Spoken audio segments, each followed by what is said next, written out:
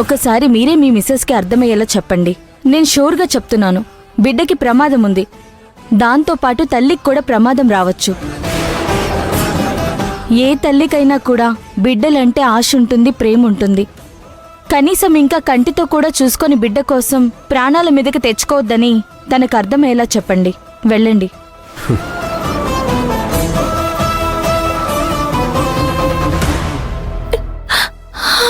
భూమి,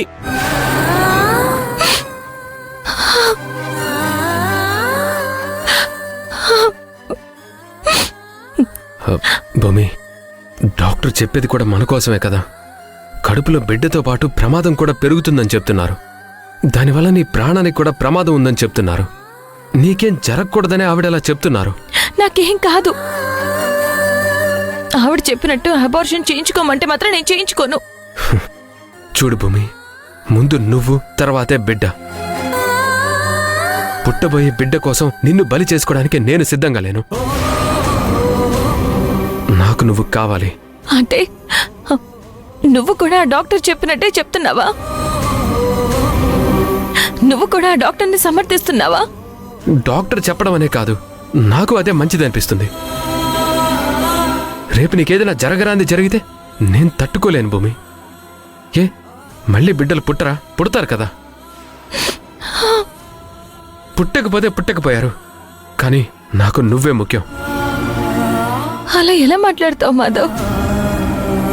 బిడ్డ పుడుతుందని అలేకి అబద్ధం చెప్పడం వల్ల బావగారి పరిస్థితి అలా ఉంది. బావగారికి బిడ్డలు పుడతారో లేదో గ్యారెంటీ లేదు, కానీ ఇప్పటి వరకు ఆ అవకాశమే కనిపించడం లేదు. నేను కూడా అబార్షన్ చేయించుకుంటే ఇంట్లో ఒక మనవడో మనవరాలు పుట్టకపోతారా? వాళ్ళతో ఆడుకోపోతావా అని ఎదురు చూస్తున్న అత్తయ్య మావయ్య ఎంత బాధపడతారు. అటు కూతురికి బిడ్డలు లేక, ఇటు కొడుకులకి బిడ్డలు లేక ఈ వయసులో వాళ్ళు ఎంత నరకం అనుభవిస్తారు. ఇంకోవైపు శౌర్య పరిస్థితి చూస్తే అలా ఉంది. ఇలాంటి పరిస్థితుల్లో కడుపులో ఉన్న బిడ్డని చంపుకోవడం నా వల్ల కాదు. నాకైతే నా కడుపులో ఉన్న బిడ్డకి ఏం కాదు అనే నమ్మకం నాకుంది. నా బిడ్డ ఖచ్చితంగా ఈ లోకం చూస్తాడు. ఎలాంటి ప్రమాదాన్నైనా దాటుకుని ఈ భూమి మీదకి వస్తాడు. నా మాట విను భూమి. డాక్టర్ గారు అంత గట్టిగా చెప్పారంటే ఊరికే చెప్పరు కదా. చూడు మాధవ్, ఈ విషయంలో ఎవరు చెప్పినా నేను వినను. దయచేసి నన్ను ఇబ్బంది పెట్టకు. ఆ మాట అంటుంటే నీ మీద కూడా నాకు కోపం వస్తుంది.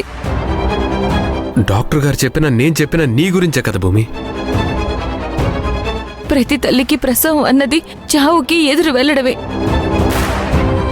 బిడ్డ పుడితే ప్రాణం పోతుందని ఎంతమంది తల్లులు బిడ్డను చంపుకుంటున్నారు. నా బిడ్డ నా హక్కు. నేను చేతుల్లోకి తీసుకున్న తర్వాతే మీకిస్తేనే మీ హక్కు వస్తుంది. అప్పటి వరకు నా బిడ్డ నాకు దూరం చేసే హక్కు ఎవరికీ లేదు. అది నా కన్న తల్లి అయినా సరే, నా కన్న తండ్రి అయినా సరే, చివరికి నా భర్త అయినా సరే.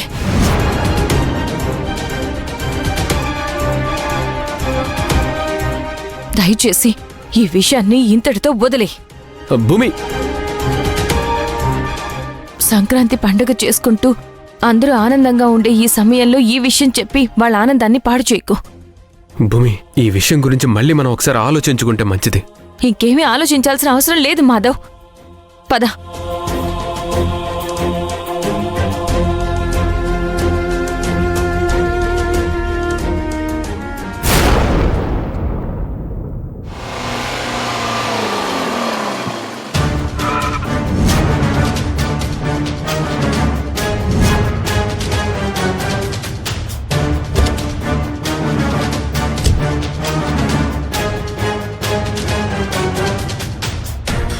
ఎక్కడి నుంచి వస్తున్నారా?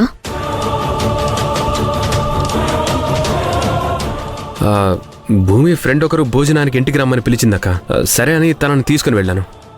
ఇంట్లో అందరూ ఉన్నాం, అంత హడావిడిగా వెళ్లాల్సిన అవసరం ఏముంది? నిదానంగా వెళ్ళొచ్చు కదా. అంటే ఒకసారి వచ్చేళ్ళమని ఫోన్ చేసింది. భూమి త్వరగా వెళ్దామంటే కాదనలేక తీసుకెళ్ళాను.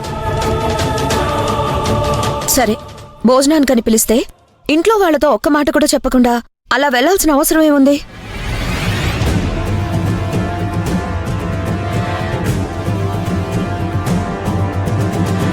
ట్రే, నాకు కూడా అబద్ధాలు చెప్తున్నారా మీరు? చచా, నీకెందుకు అబద్ధం చెప్తాం అక్క? మరెక్కడికి వెళ్లారు?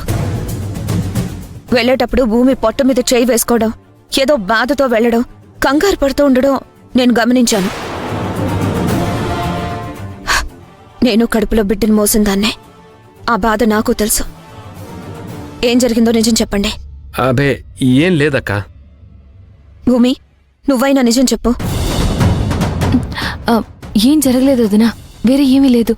నిజంగానే నువ్వు తనని తన ఫ్రెండ్ ఇంటికి తీసుకెళ్ళావు, అంతే కదా?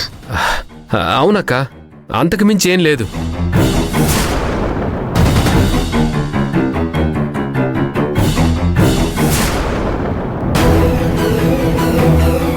నువ్వు అబద్ధం చెప్తే నేను చచ్చినంతుంటే. ఇప్పటికైనా నిజం చెప్పు.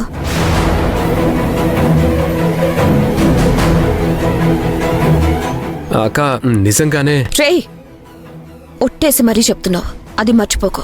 నిజం చెప్పు.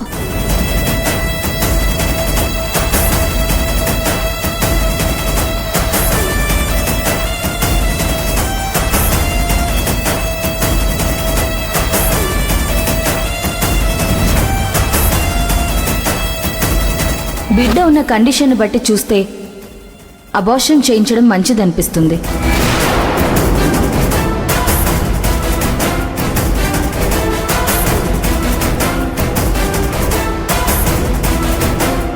దానివల్ల బిడ్డకి ప్రమాదం జరగచ్చు, లేదా డెలివరీ టైంలో తల్లి ప్రాణాలకి ప్రమాదం కావచ్చు.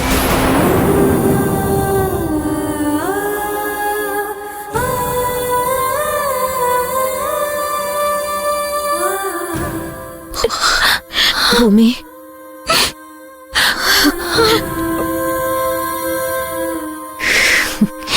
ఎస్.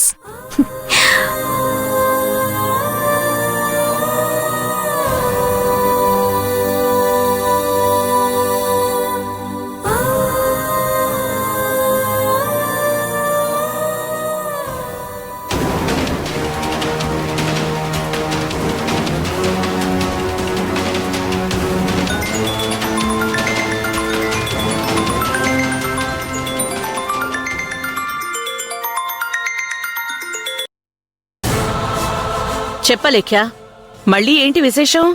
మొత్తం అనుకున్నది అనుకున్నట్టే జరుగుతుంది. సుజాత పిన్నిచ్చిన మెడిసిన్ ఏదైతే ఉందో అది చాలా ఫాస్ట్ గా పనిచేస్తున్నట్టుంది. అవునా? ఏం జరిగింది? చాలా జరిగింది. ఎవరు రుద్రాణి గారు? అలేఖ్యా. ఆహా. ఆ